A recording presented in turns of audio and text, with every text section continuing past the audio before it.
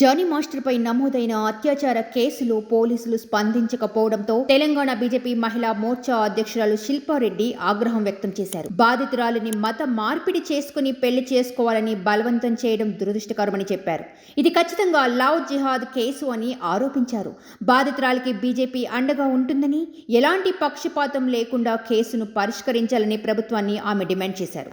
మతం మార్చుకొని తనని పెళ్లి చేసుకోవాలని ఒత్తిడి తెస్తున్నాడు అని క్లియర్ కట్ గా మెన్షన్ చేసినప్పటికీ ఆ జానీ మాస్టర్ అనే వ్యక్తిని ఇంతవరకు పోలీసులు అరెస్ట్ చేయకపోవడం, అతను నెల్లూరులో ఉన్నాడు అని తెలిసి కూడా అతన్ని అరెస్ట్ చేయకపోవడం, అలాగే రాష్ట్ర ప్రభుత్వం దీనిపై స్పందించకపోవడం చాలా దురదృష్టకరమైన విషయం. ఇది క్లియర్ కట్ గా లవ్ జిహాద్ కేసు. ముస్లిం అబ్బాయిలు హిందూ అమ్మాయిలను ట్రాప్ చేసి వాళ్ళ మతం మార్చి వాళ్ళని చిత్రహింసలు పెట్టే ఇదొక ప్రక్రియని రోజు రోజుకి ఎక్కువైతున్నప్పటికీ కూడా మన రాష్ట్ర ప్రభుత్వం నిమ్మకు నీరెత్తినట్టు కూర్చోవడాన్ని భారతీయ జనతా పార్టీ మహిళా మోర్చా తీవ్రంగా ఖండిస్తుంది.